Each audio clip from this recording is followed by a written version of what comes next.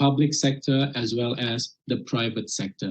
So the answer to that is no, in short. However, if you are interested in following up my study, then you are more than welcome to do it. That would be very, very interesting. Thanks. And if you don't mind a related follow-up question, yes. Are you aware? Yes.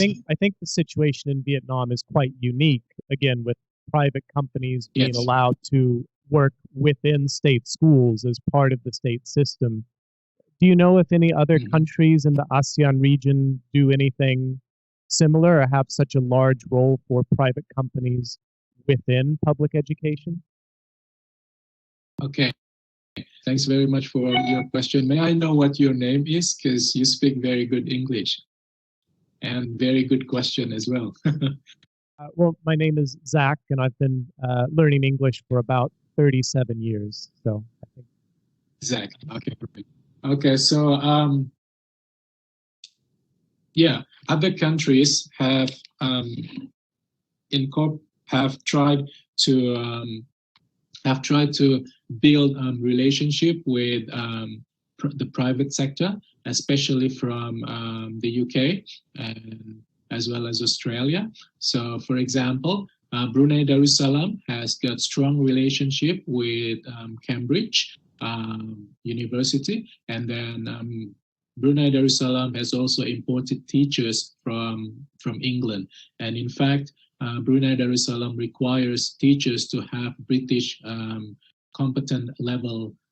British level of competence that is required for anybody wanting to teach English in primary and secondary education. Even for Bruneian teachers, they will have to meet this competence. And for foreign teachers wanting to teach in Brunei, they need to do the same thing. Thailand has also done something quite similar. I'm not really certain whether there is a specific,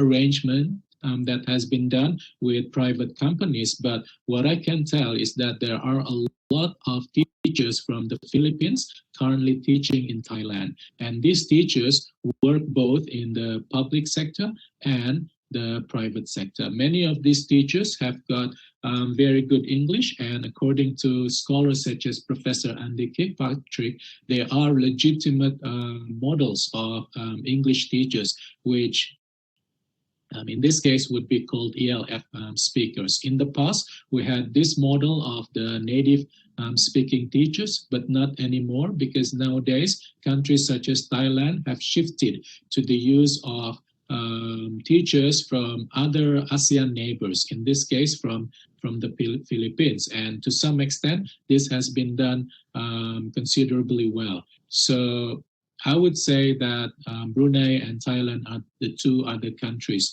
that have done this quite successfully.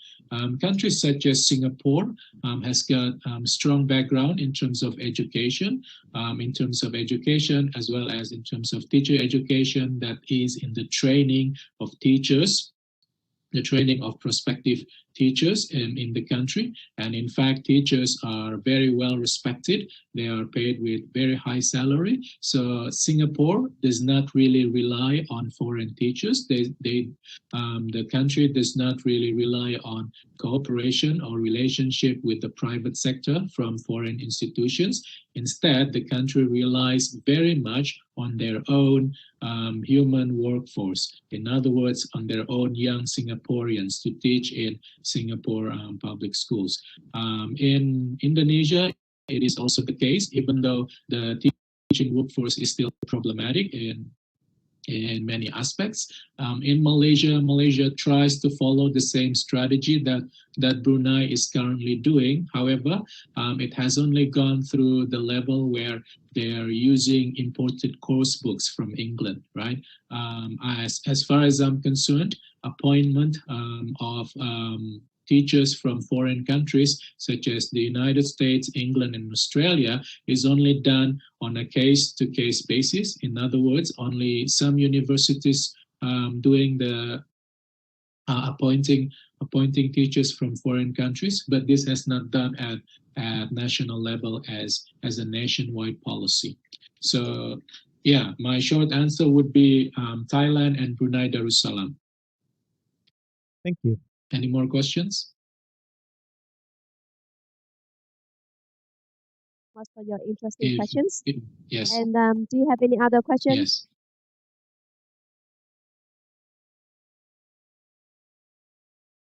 Some questions for you. Yes. Hello. Yes. How say? I'm very interested in your topic, and yes, I myself say that I think that with my textbook now, we how say before about 10 years ago, our textbook written by Vietnamese author.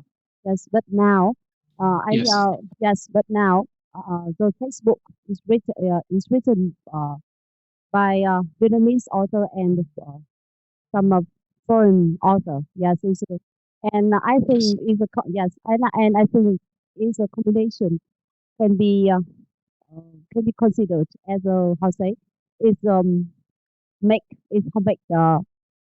English become more natural because of English becomes what? Yes. So what do you think about the Sorry, I didn't catch your last bit. English becomes what? Can you hear? Hello? Yeah, can you repeat your question, please?